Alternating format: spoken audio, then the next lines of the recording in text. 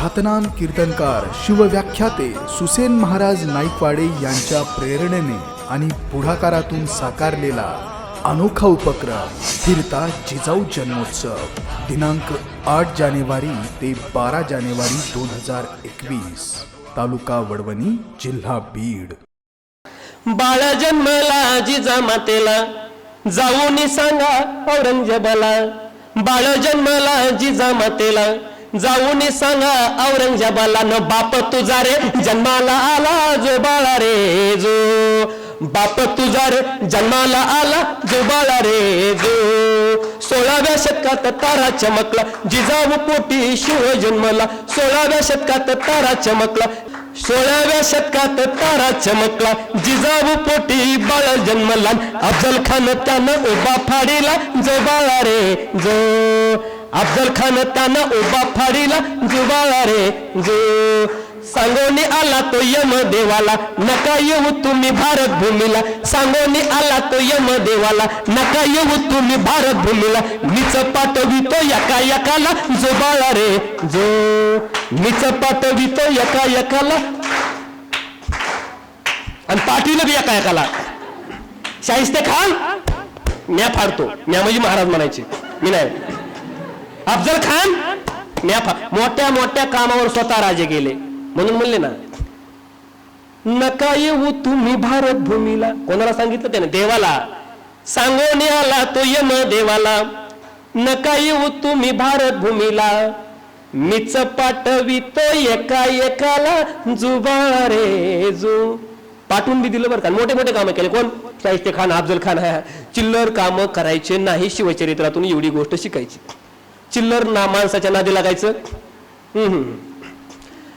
अभ्यास सोडून एखाद्या शेंबड्या पुढच्या नादी लागायचं भेटणार आहे ना। मी एक गोष्ट सांगू तुम्हाला बरं सर, ऐका माझं ऐका आधी। मी एक गोष्ट सांगतो, बापाकडून न भेटणारी वस्तू म्हणजे नोकरी आहे। खरं सांगू, ती बापाकडून भेटत नाही।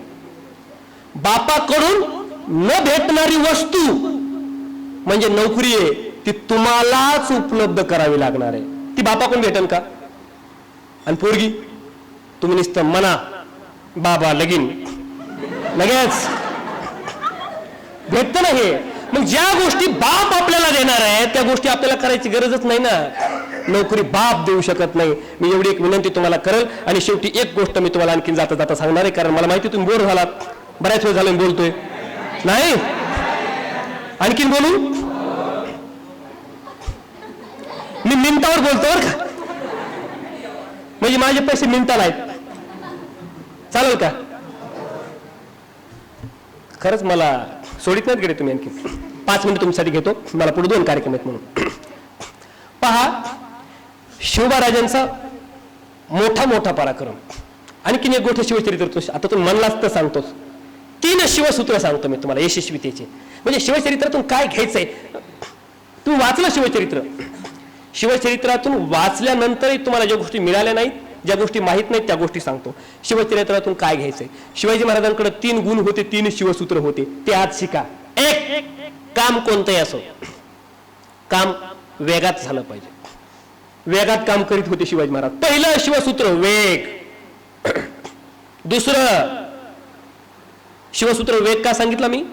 शिवाजी महाराज कुठले काम वेगात करत होते? उदाहरण सांगू का? वेगात करत होते म्हणून लढायला जाताना हत्तीवर बसत नव्हते। शिवाजी महाराज कधी लढायला जाताना तुम्ही हत्तीवर बसलेले बघितलं का? शिवाजी महाराज हत्तीवर बसलेत, लढायला गेलेत, तलवार हातात बघितलं का? कशावर बसले शिवाजी महाराज? कशावर बसलेत? का तर घोड्याला वेग आहे, तुफान वेग आहे, वाऱ्याच्या वेगानं घोडे धावतात। हत्ती वाऱ्याच्या वेगानं धावत नाही। हत्ती कधी चिंगाट पळायला बघितलं का तुम्ही? हत्तीला पळता येत, जोरात धावता येत नाही, म्हणून वेगानं। पहिलं शिवसूत्र, काम कोणतंही असू द्या। उदाहरणार्थ तुम्ही पेपर लिहिताय, उगा दम्माने लिहून चालेल का? योग्य वेळेतच झाला पाहिजे, म्हणून त्याला योग्य वेग असला पाहिजे, लिहिण्याला सुद्धा स्पीड। पहिलं शिवसूत्र वेग असला पाहिजे। दुसरं शिवसूत्र, काम कोणतंही असो त्याचं नॉलेज असलं पाहिजे। नॉलेजच नाही, काय लिहिणार आहे पेपरमध्ये? अभ्यासच नाही। जे कोणती गोष्ट असू द्या, तुम्ही दुकान टाकलं किराणा, त्यातलं काही नॉलेजच नाही, लाखाचे 12 होतील ना। कोणतंही काम असू द्यात. मी व्याख्यान करतो, मला शिवचरित्राचा अभ्यास असला पाहिजे. मी कीर्तन करतो, मला कीर्तनाचा अभ्यास असला पाहिजे. नॉलेज. तिसरं शिवसूत्र नीटनेटकेपणा. समजा तुम्ही पेपर लिहिला, वेगात लिहिला, पहिलं शिवसूत्र नॉलेज होतं, लिहिला, पण तुम्ही काय लिहिलंय हे शिक्षकाला झेंडूबाम लावून ओळखावं लागते. नीटनेटकेपणा नाही. म्हणजे वेग, नॉलेज, नीटनेटकेपणा या तीन गोष्टी, हे तीन शिवसूत्र ज्या माणसाकडे जे शिवचरित्रातून शिकल, समजा तुम्ही यशस्वी झाला. काय शिकायचं शिवचरित्रातून?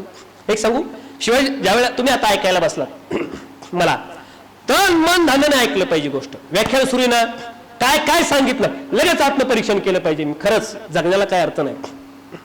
मी बोललेलो तुम्ही आचरणात, आम्ही व्याख्यानाची बोलतो ना ते तुम्ही घरी घेऊन गेलं पाहिजे. आम्ही कीर्तनात जे बोलतो ना ते तुम्ही घरी घेऊन गेलं पाहिजे. मी असं का कीर्तनात म्हणलो, माणसानं कीर्तनात सुद्धा काहीतरी घरी घेऊन गेलं पाहिजे. एका पोरानं चप्पलच नेली मग आज बसायचं ठरवूनच, मला काय घेऊन जायचंय, काय शिवसूत्र घेऊन जा ना, चप्पल नका देऊ, शिवसूत्र घेऊन जा ना. 3 शिवसूत्र कायम आयुष्यभर लक्षात राहू द्या. याच्या पुढची गोष्ट बोलतो. शिवबाराजे ऐकायला बसायचे ना, ऐकायला शिवबाराजे उत्तम श्रोता होत्या. तुकोबारायांच्या कीर्तनाला छत्रपती शिवाजी महाराज आणि जिजाऊ मास्तर घेऊन जायच्या. माझी जिजाऊंना विनंती आहे, सगळ्या जिजाऊंना, की आपल्या मुलांना कीर्तन ऐकवा, पण ते खऱ्या विचारांची कीर्तन ऐकवा, चांगल्या विचारांचे कीर्तन ऐकवा, व्याख्यान ऐकवा. आणि आता वक्ते पण तपासा आणि कीर्तनकार पण तपासा आणि मग ऐका. कारण अनेक वैचारिक संघटनेचे लोक मग काहीतरी भडकून देणं, काहीतरी. मी म्हणतो, मला एक जण विचारलं, शिवाजी महाराज तुम्ही कोणत्या अँगलनं सांगता? तुमच्या काही लोकांच्या लक्षात येईल मोरे सर, शिवाजी महाराज तुम्ही कोणत्या अँगलनं सांगता, कोणत्या विचारानं सांगता, कुठल्या पद्धतीनं सांगता? माझं उत्तर होतं त्याला, काही लोकांनी शिवाजी महाराजांचं नाव घेऊन ब्राह्मणांना दुखवलं, ब्राह्मण शिवाजी महाराजांपासून दूर गेले. काही लोकांनी शिवाजी महाराजांचं नाव घेतलं आणि मुस्लिमांवर टीका केली, मुस्लिम शिवाजी महाराजांपासून दूर गेले. काही लोकांनी ब्राह्मणावर टीका केली शिवाजी महाराजांचं नाव घेऊन, ब्राह्मण दूर गेले. मानायचं होते ते शिवाजी महाराज ते मानिनात. काही लोकांनी मुस्लिमांवर टीका केली, मुस्लिम दूर गेले. अरे आपल्या बोलण्यातून ज्या माणसानं आयुष्यभर माणसं जोडण्याचं काम केलं, त्या माणसापासून त्यांच्या हयातीनंतर आपण माणसं तोडायला लागलो. म्हणून कुठल्याही समाजावर टीका न करता शिवाजी महाराज हे सगळ्या जाती धर्माचे राजे होते, या पद्धतीनं बोलतो.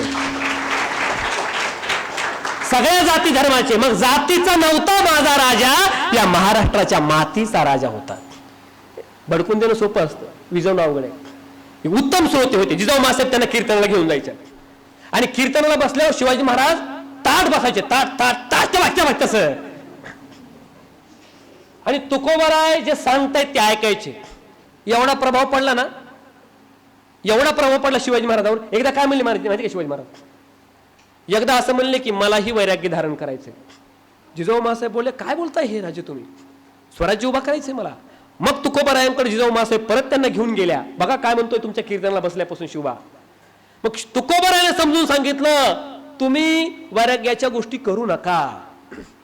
धर्मसत्ता आम्ही घेतो हातात, आमच्या नव्हती तेव्हा आमच्या हातात. धर्मसत्ता आम्ही आमच्या हातात घेतो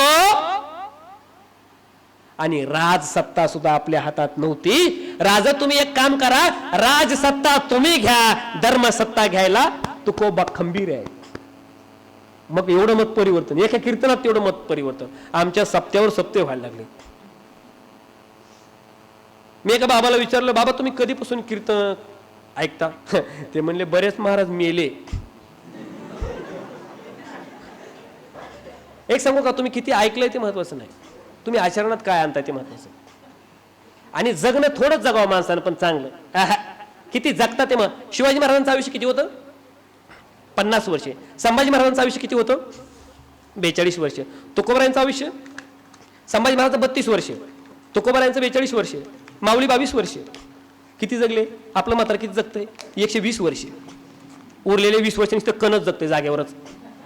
तुम्ही किती जगलात ते महत्वाचं नाही, तुम्ही किती जगलात ते महत्वाचं नाही, तुम्ही कसं जगलात ते महत्वाचं आहे. आणि म्हणून हे जगणं जर तुम्हाला शिकायचं असेल, तुम्हाला हे वागणं जर का शिकायचं असेल, शिवचरित्र वाचल्याशिवाय पर्याय नाही. स्वामी विवेकानंद घडावा आम्हाला तुम्हाला वाटत असतं, छत्रपती शिवराय जन्माला यावेत तुम्हाला आम्हाला वाटत असतं, पण त्यासाठी उत्तम पालक आणि उत्तम माता होणं गरजेचं असतं. एकदा स्वामी विवेकानंद फिरायला गेले होते, बाहेर खेळत असताना पोरं सगळे, आणि खेळायला गेले आणि मल्लखांब उभा केले. मल्लखांब पुरी उभा करायचे, म्हणजे तेव्हा ते सगळे असे खेळ होते ना, म्हणजे पबजी नव्हता तेव्हा, टिकटॉक नव्हतं तेव्हा, व्हॉट्सअप नव्हतं. आता सगळं काय झालं बघा, मुलगा घरात असतो पण त्याचं चॅटिंग सुरू असतं. हॅलो,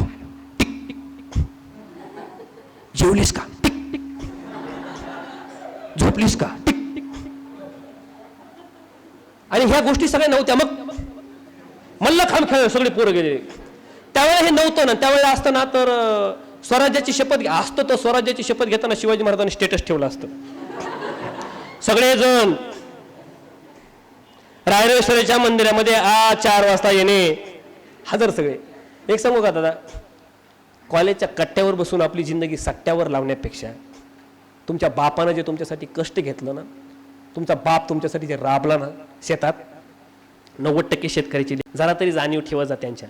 आणि तुम्ही त्यांना तुम्हाला जाणीव नसते. तुम्ही काय करता, सचिन तेंडुलकरच्या रन मोजता, धोनीच्या रन मोजता. मी म्हणतो सचिनच्या रन मोजण्यापेक्षा तुझ्या बापानं आवतामागं शेतात किती चक्रा मारल्या एकदा तरी मोजून बघ. काही देणे घेणे नाही तुला सचिन. चला, मला बोलायचं होतं, मल्लखांब उभा होता आणि सगळे खेळत होते. मल्लखांब अचानक पडला तो एका माणसाच्या अंगावर, त्याचं डोकं फुटलं, तो बेशुद्ध पडला. बाकीच्यांना वाटलं मेला, सगळे पळाले. स्वामी विवेकानंद त्याला उठवत होते, उठ उठ, तुझ्या अंगावर मल्लखांब पडला, उठ. लहान लहान लेकरं सगळे, लहान वय कमी आहे स्वामी विवेकानंदांचं. उठ, तू जगला पाहिजे, उठ राजा, तू जिवंत झाला पाहिजे. त्याला उठवतायत. आपला धोतीचा कपडा फाडला, त्याचं रक्त पुसलं डोक्याचं. तो शुद्धीवर आणला माणूस, शुद्धीवर. बाकीचे पळाले. संकटांना घाबरून पळणाऱ्या माणसांचा इतिहास नसतो, संकटाला सामोरे जाणाऱ्या माणसांचा इतिहास लिहिला जातो. इथून शिका. आणि जगायला कुत्रा जगतो. मी काय सांगतो, तुम्ही किती जगलात उपयोग काय? जिंदगी का क्या पता कल ही मौत आ जाए, असं जगा. जिंदगी का क्या पता कल ही मौत आ जाए, हम तो ऐसी जिंदगी जीना चाहते हैं जो औरों के काम आए. जरा तरी दुसऱ्याच्या उपयोगाला येईल हे जीवन जगलं पाहिजे. तोच मोठा असतो माणूस. दुसऱ्याच्या उपयोगाला जो पडतो ना, तो माणूस पैशानं मोठा आहे म्हणून तो मोठा नाही, माणूस शरीरानं मोठा आहे म्हणून मोठा नाही, माणूस पदानं मोठा आहे तो मोठा नाही. याचं वाक्य बोलतो, आदमी ना पद से बड़ा होता है ना कद से बड़ा होता है. आदमी ना पद से बड़ा होता है ना कद से बड़ा होता है. जो आदमी दूसरों के मुसीबतों में खड़ा होता है वो सबसे बड़ा होता है.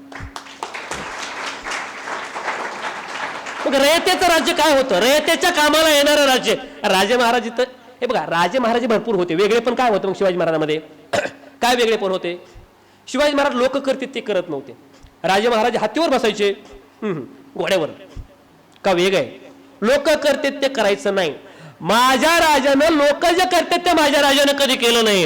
अरे लोक जे करतात ते माझ्या राजानं कधीच केलं नाही, आणि माझ्या राजानं जे केलं ते जगात कुणाला जमलं नाही. म्हणून जगा वेगळा राजा छत्रपती शिवाजी महाराज.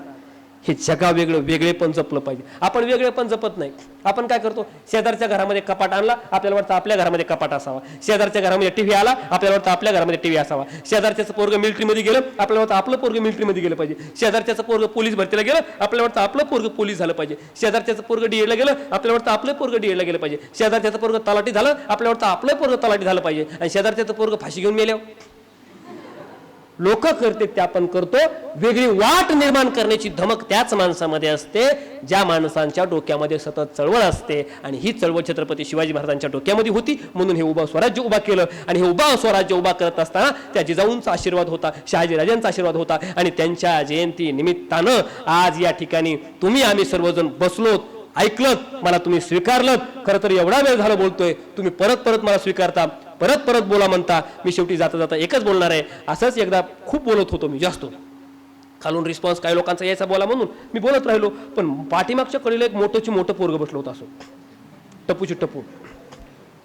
उठलं ना ते, हातात अशी बंदूक होती, आलं पुढं, इथं लावली. तुम्ही घाबरू नका म्हणला. कोणी बोलवलं तुम्हाला? नाव सांगा. मी का सांगाल माहिती का, इथं बी कोणी असन तसं लांबूनच सांग तुम्हाला, मॅडमने बोलवलं इथं. तुमचं तुम्ही बघून घ्या. मॅडम तुम्ही बोलवल्याबद्दल, मला स्वीकारल्याबद्दल, तुम्ही ऐकून घेतल्याबद्दल तुम्हा सर्वांचं मनापासून आभार मानतो आणि याच ठिकाणी थांबतो. जय जिजाऊ, जय.